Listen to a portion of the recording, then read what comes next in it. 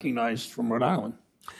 Thank you, Mr. Chairman. We are in the midst of an affordable housing crisis that is exacerbated, in my view, by the behavior of these institutional investors. But one aspect of this affordable housing crisis is the lack of supply of homes. And Ms. Martin, how do local zoning rules and not in my backyard mentalities contribute to this phenomenon of limited housing or affordable housing?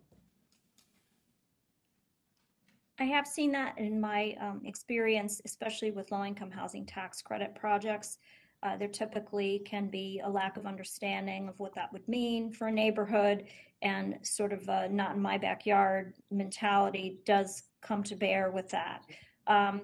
In Cleveland and Cuyahoga County, we're taking a very hard look at our zoning codes now. In fact, our First Suburbs Consortium has been working with our County Planning Commission to see if we can increase density and do things that would help allow for accessory dwelling units, for instance, where we can create more affordable housing opportunities. So that's a project that we are currently working on. So I agree with you that it is a true problem.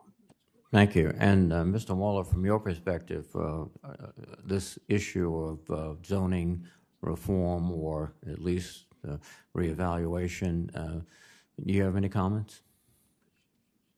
It's a conversation that's also going on in Georgia, particularly in the larger urban areas, where part of the reason for affordable housing, the lack of affordable housing, is the property to build it on. The conversation is going on, and we can provide more information about that afterwards.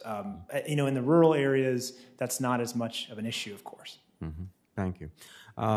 This question sort of is probably, it's in the purview of the Finance Committee, but I'm curious from, particularly Mr. Waller, from your experience, are there unique tax advantages to these institutional investors that give them even more incentive to buy property and to operate the way they do? I'd be happy to provide more information about that after the hearing. I will say that it does seem strange that there must be lots of different types of incentives, because this is not a type of investment that we were seeing a lot of in the recent past. So the idea that you would borrow a lot of money or invest a lot of money in an older building with low-income tenants paying low rent, and that would be seen as a lucrative investment seems strange to me. And so I'm sure there are some issues there that we could provide more information for you. Right. And it was, I think, listening to your comments to Senator Warren about the eviction rate seems to be a business plan, not just a coincidence. Is that your view? That's exactly what we're seeing. And the institutional landlords are better positioned than other types of landlords to take advantage of the eviction system and to it's very, like I said, it's very inexpensive and easy in Georgia, particularly if you have lots of properties where you can run all of your evictions through a single attorney. So the way that these court hearings go is that the landlord attorney will sit at the front of the court at plaintiff's table, and all of the tenants, hundreds of them, will sit behind that attorney, and that attorney will handle many, if not all, of those cases some days. And so it's very efficient, very quick, very cheap for these institutional landlords.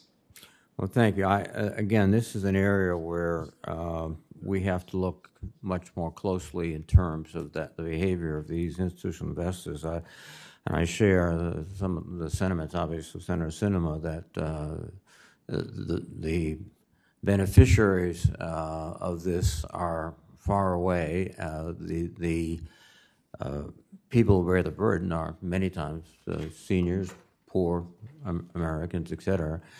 That's one factor. And then the other factor, as we discussed, we have to get much more housing built that's affordable and accessible also to all of our Americans. So thank you very much.